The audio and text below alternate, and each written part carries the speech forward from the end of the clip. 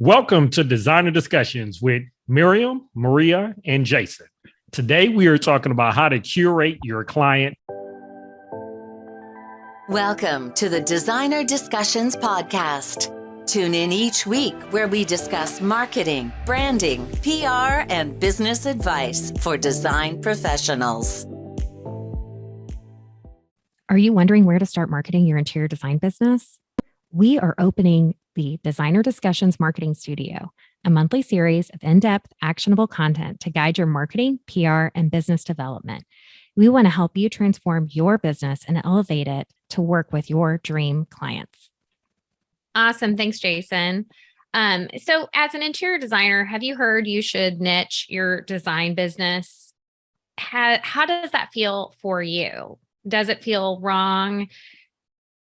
Have you felt like that was a limitation that you were putting on the work that you were able to do and that might hold you back? Well, if that's the case, then this is the episode for you, because what we're going to do is we're going to talk about looking at and curating the clients that you work with. Curating your clientele is an act of defining and refining your business based on the type of work and the people that you want to work for, and not based on the type of work and the aesthetics that you can create. As a designer, a great client can have multiple projects. They could have rental properties, a business, a mountain vacation home, and a beach house. And do you want to be able to serve them in all of those aspects, or do you only want to service one certain aesthetic for them in a certain way? So once we start looking at those questions, I personally felt like the idea of niching what I did would actually limit my ability to truly serve the people I care about.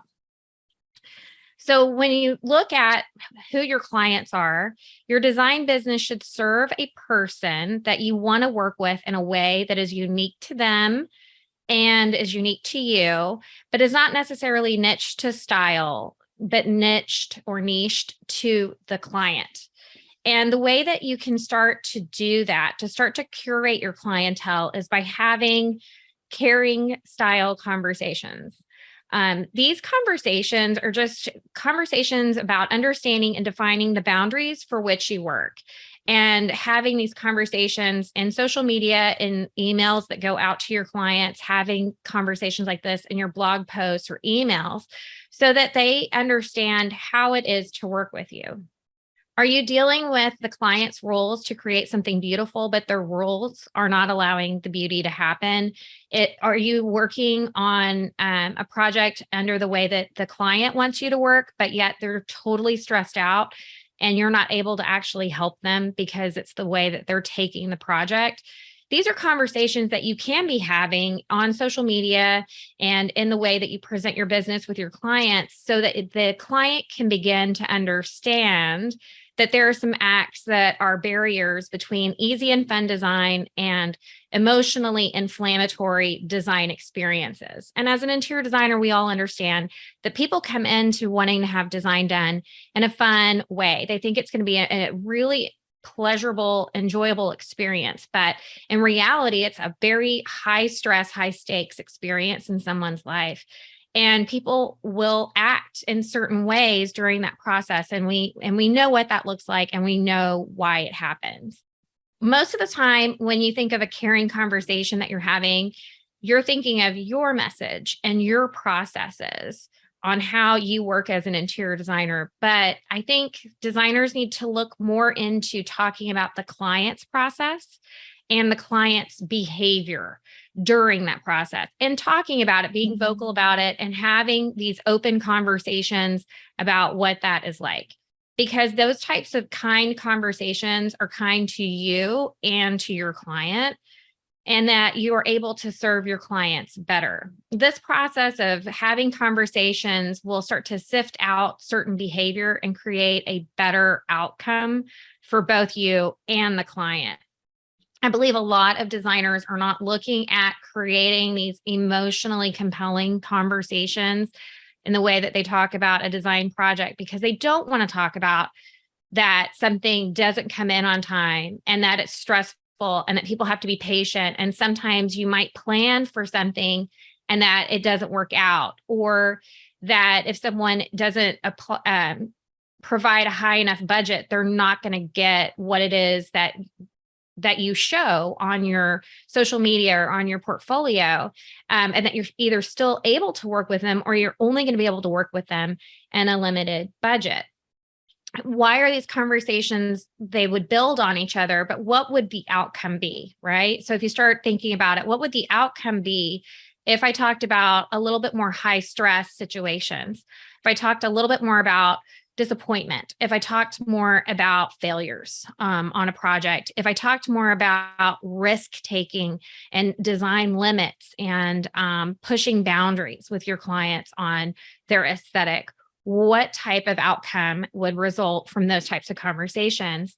Well, what you would be doing ultimately is teaching your client to be a good design client.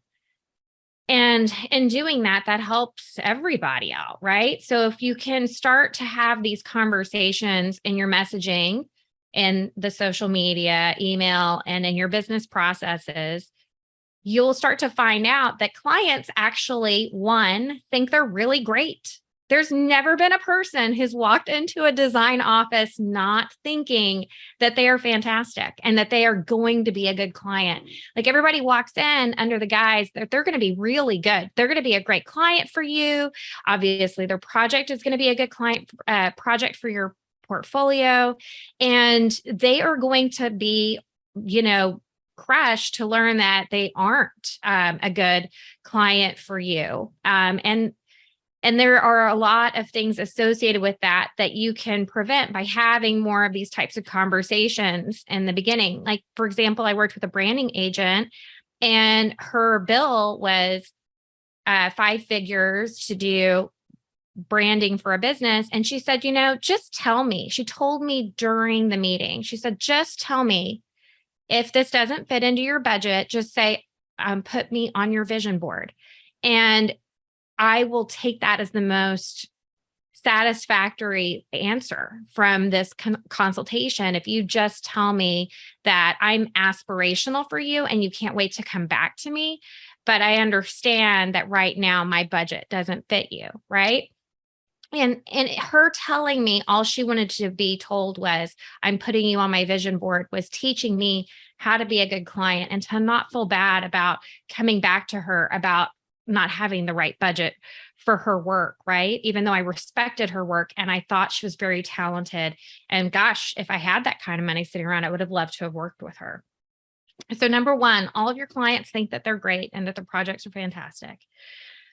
Number two, they are hiring you because it's their home, their money, and they believe that they're going to have control over the project. And they have to learn that hiring a designer is a trust game. You're going to have to learn to trust you, and they're going to have to learn to hand over some trust and control.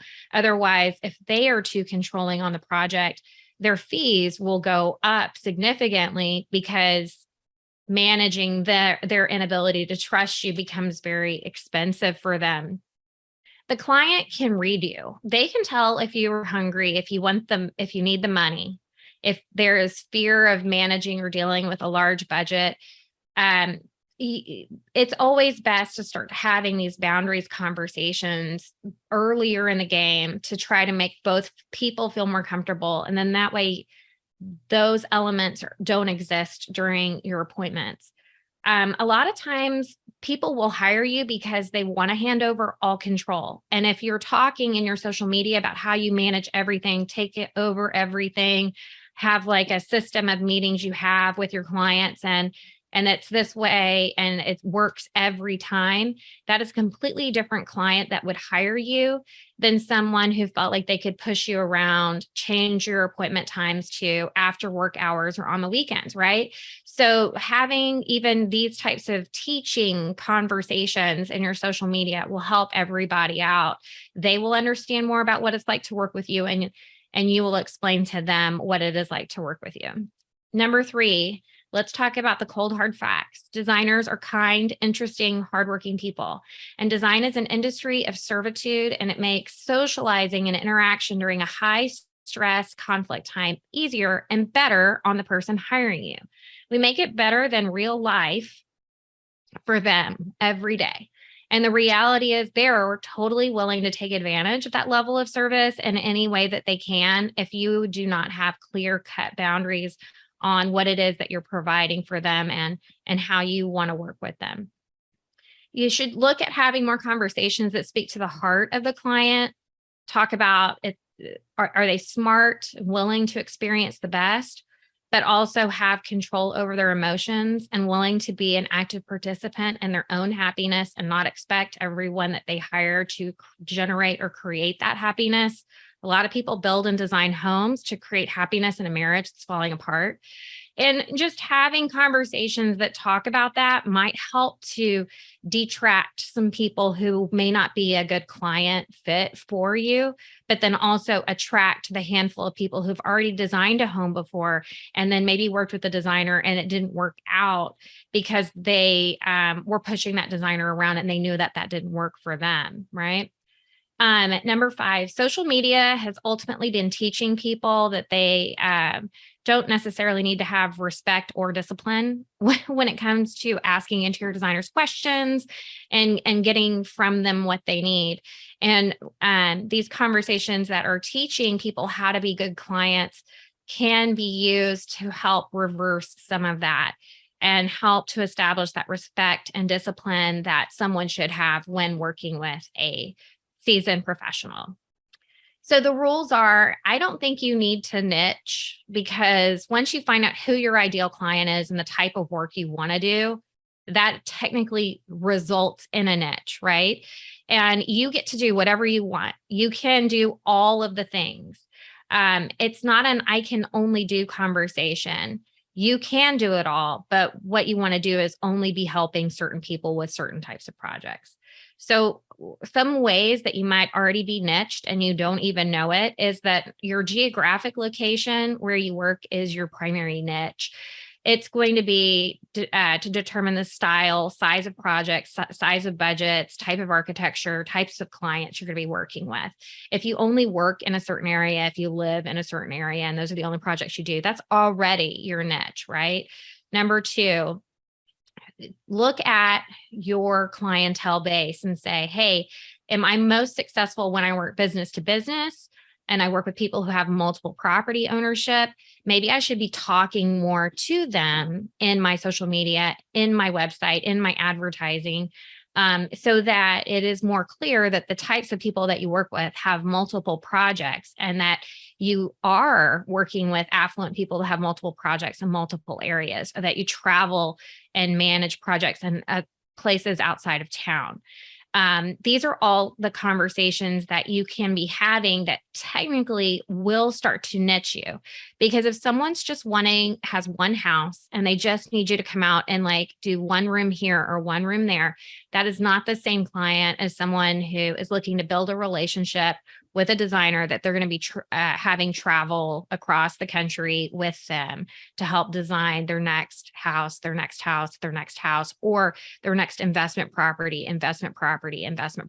So you have to start looking at the way that you'd be talking to the person. And I think we've spent way too much time talking about having an aesthetic and having a brand and being branded on the internet and having everything look the same so that your website looks nice and your social media looks nice.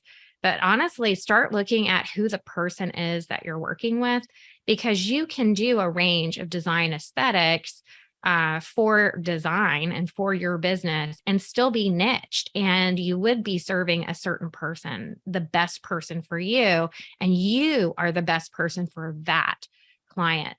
But you have to let them know that you exist. Otherwise, they won't know that you are there. And these are the types of things that you can continue to develop for your business. So this is a big thing that I would love to see more people doing in 2023 is having more of these conversations and really start looking at who is your ideal, perfect type of client and start marketing to them, your business naturally, because you will have now curated the type of client that you're wanting to work with, and you will start to see that your business is more niched.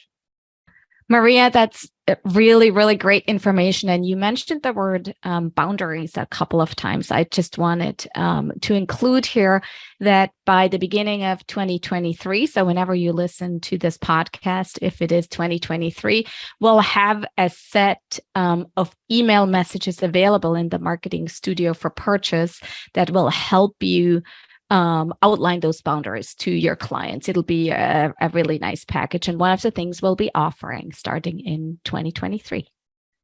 So we hope you've enjoyed this episode of Designer Discussions and all the super helpful information from Maria. Subscribe to our podcast, share it with your friends if you liked it, and we hope to see you next week. Are you wondering where to start marketing your interior design business? We are opening the Designer Discussions Marketing Studio, a monthly series of in-depth, actionable content to guide your marketing, PR, and business development. We want to help you transform your business and elevate it to work with your dream clients. We hope you enjoyed this episode of Designer Discussions. What was your takeaway? Care to share your thoughts and tag Jason, Maria, and Mirjam on social media? You can find them on all platforms at designerdiscussions.com. Don't forget to like, subscribe, and leave a review or comment for this episode from wherever you are listening.